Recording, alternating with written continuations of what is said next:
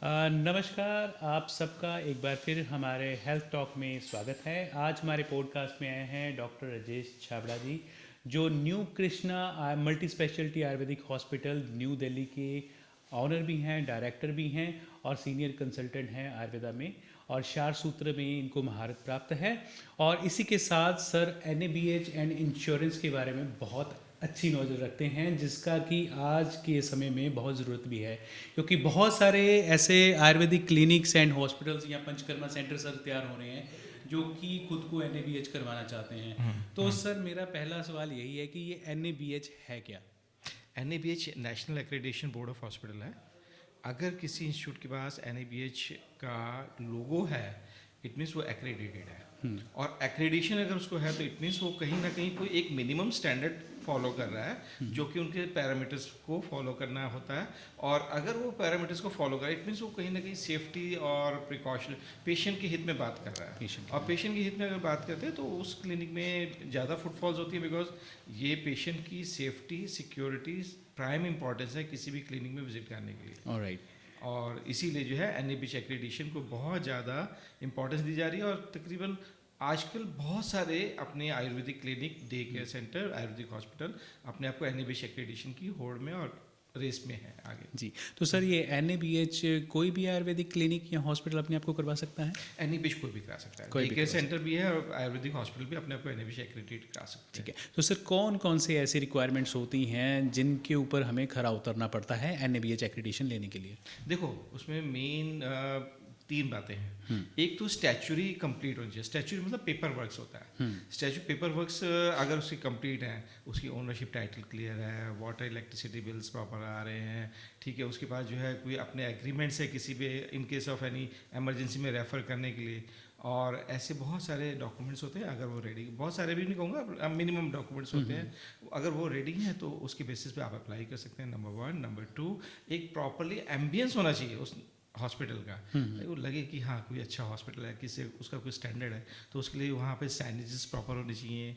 एक minimum requirement एक patient की, जैसे व्हील चेयर की है, एक वहाँ पे पानी का एक जग वगैरह भी, या पानी की जो है डिस्पोजेबल बॉटल्स वगैरह भी होनी चाहिए, सो दैट पेशेंट को, that should be no smoking zone, smoking वगैरह प्रोहिबिटेड होनी चाहिए वहाँ पे।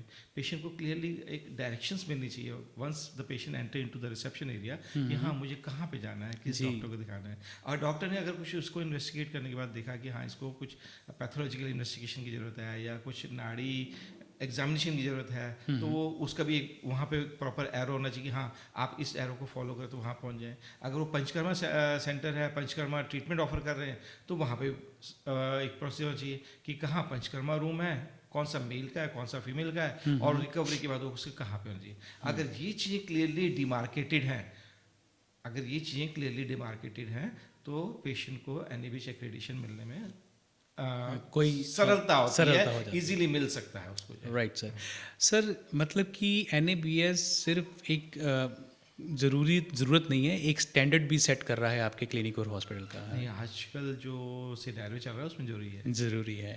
पेशेंट की सेफ्टी। देखो आजकल पेशेंट अवेयर है, पेशेंट को पता है कि मुझे कहाँ जाना है, और वो NABH का लोगो देखते हैं जी। क्लिनिक पे एंटर करने से पहले NABH का लोगो देखते हैं। देखिए ये डिफर कर सकता है, इंडिया के डिफरेंट पार्ट में हो सकता है कि ना हो रहा हो, लेकिन मैं मेट्रोपॉलिटन सिटी में प्रैक्टिस कर रहा हूँ। अब मेट्रोपॉलिटन सिटी के अंदर तो everybody is aware of, everybody is aware of कि हाँ उसको NABH देखना होता है, NABH देखता है पेशेंट आकर। राइट, तो सर क्या सेंटर NABH एक्रेडिटेड है, तो उसको कॉन्फिडेंस आता है कि हाँ मैं यहाँ पे ट्रीटमेंट कराऊंगा, मेरा ट्रीटमेंट यहाँ पे ठीक सर होगा। बेसिकली लोग इसको इंश्योरेंस से भी जोड़ के देखते हैं, तो क्या आयुर्वेदिक क्लिनिक्स या हॉस्पिटल को इंश्योरेंस मिलता है?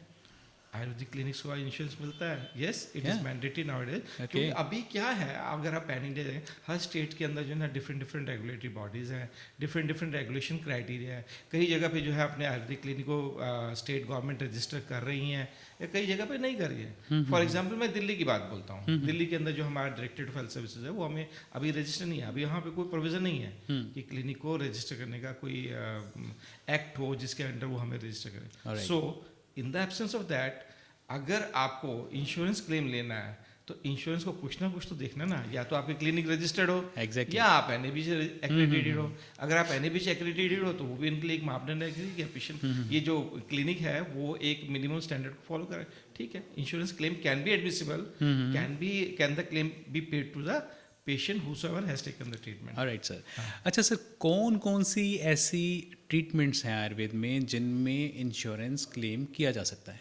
इंश्योरेंस क्लेम ना डिपेंड करता है कि आपको किसी भी इंश्योरेंस क्लेम को लेने के लिए ये प्रूव करना होता है कि भाई आपका जो ट्रीटमेंट है वो डायर नेसेसरी था हॉस्पिटलाइजेशन होकर के, वो ओपीडी बेसिस पे आप नहीं कर सकते थे। अगर ओपीडी बेसिस में कोई ट्रीटमेंट हो सकता है और उसके लिए आपको जबरदस्ती हॉस्पिटलाइज किया just to get the claim, तो वो क्लेम आपका रिप्यूडेट हो जाएगा। रिप्यूडेट मतलब नो क्लेम हो जाएगा। सो ऐसी चीज़ों का बहुत ध्यान रखना होता है कि आपका कोई सिम्टम्स ऐसा तो नहीं है कि जो कि ओपीडी बेसिस में मैनेज होने वाला है, उस केस में आपको क्लेम नहीं मिलने वाला। अगर आपका कोई सिम्टम ऐसा है लाइक एब्डोमिनल पेन है, चेस्ट पेन है, पेनफुल नी जॉइंट है, ट्रॉमेटिक इंजरीज हैं, तो उस केस में अगर आपका क्लेम जाएगा इंश्योरेंस कंपनी में तो क्लेम आपको एलिजिबल है, एडमिसिबल होगा और पे भी होगा। राइट सर, लेकिन कुछ ऐसे ट्रीटमेंट्स होते हैं जो डे केयर होते हैं, तो क्या उनमें भी इंश्योरेंस क्लेम किया जा सकता है? Yes definitely. Advance surgical procedure जैसे होते हैं उसमें आप 24 घंटे की जो क्लॉज है वो वेव हो जाती है। ऐसे ही हमारे यहाँ जो मान लो शारसूत्र का कोई ट्रीटमेंट करता है, तो शारसूत्र का ट्रीटमेंट में भी आपको 24 आवर्स हॉस्पिटलाइजेशन की जरूरत नहीं है। That comes under day care.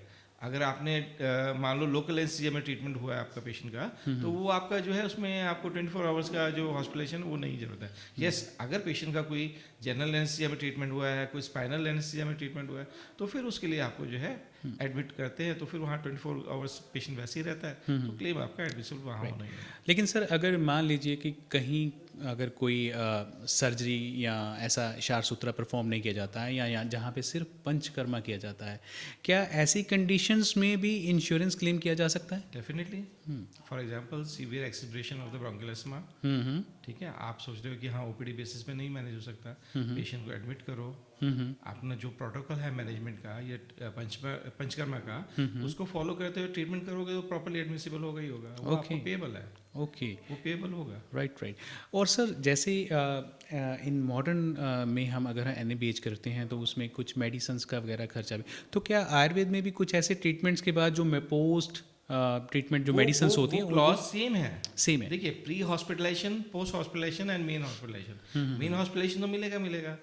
Pre hospitalisation के जो एक्सपेंसेस है वो भी आपको मिलेगा as per the terms and condition of the policy whatsoever the patient has taken. अब ये पॉलिसी डिफरेंट कंपनी की डिफरेंट हो सकती है, लाइक ओरिएंटल की डिफरेंट है, नेशनल की डिफरेंट है, न्यू इंडिया की डिफरेंट है, ठीक है, और प्राइवेट इंश्योरेंस कंपनी डिफरेंट करती हैं। कुछ 30 डेज का प्री हॉस्पिटलाइजेशन एक्सेप्ट करती हैं, कुछ जो है 60 डेज का भी करती हैं, कुछ पोस्ट हॉस्पिटलाइजेशन में 60 डेज का है, किसी में 120 डेज का भी है, 180 डेज का भी है। सो हर किसी का अपना अपना प्रोटोकॉल है, तो उसके बेसिस पे आपका प्री एंड पोस्ट भी मिलेगा और मेन हॉस्पिटलाइजेशन तो आपको मिलेगा। वेरी गुड, प्रोवाइडेड उसमें कोई ट्रीटमेंट ऐसा ना हो कैटेगरी में जो कि एक्सक्लूजन क्लॉज में आ रहा है। Very nice. सर, बेसिकली आपने बहुत अच्छा बताया है NABH के बारे में और इंश्योरेंस के बारे में। तो जहाँ तक मुझे समझ आ रही है, शायद ये ज़रूरी नहीं है, लेकिन एक ज़रूरत है। ज़रूरत पड़ चुकी है ना? आपके पास मैक्सिमम पेशेंट, देखिए मेडिकल एक्सपेंसेस बढ़ चुके हैं, everybody can not afford it. हर कोई इंश्योरेंस से अपनी पॉलिसी लेके चलता है। सो पेशेंट को फील करता है, ये फील होता है कि अगर मैंने पॉलिसी ली हुई है और वो इमरजेंसी आ गई है तो उसमें वो यूटिलाइज करना चाहता है। सो उस केस में अगर आपका हॉस्पिटल रजिस्टर्ड नहीं है बट एटलीस्ट NABH एक्रेडिटेड, तो क्लेम एडमिसिबल होगा, तो वो जरूरी है, हो गया। तो आप अगर लेके चलेंगे, अगर आप अपने इंस्टीट्यूट को NABH एक्रेडिट करेंगे, तो इनडायरेक्ट वे में इंश्योरेंस कंपनी का जो केस आएगा वो आपका एडमिसिबल होगा और आपको बेनिफिट होगा। सो आप ऐसे कोरिलेट कर सकते हैं इसको। Very nice sir, very informative. तो देखा आपने, आप भी अगर NABH और इंश्योरेंस से रिलेटेड कुछ भी क्वेश्चन करना चाहते हैं, या अगर आप भी अपने क्लिनिक या अपने सेंटर को NABH एक्रेडिट करवाना चाहते हैं और उससे जुड़ी कोई अगर हेल्प आपको चाहिए, तो आप कॉन्टैक्ट कर सकते हैं डॉक्टर राजेश छाबड़ा जी को।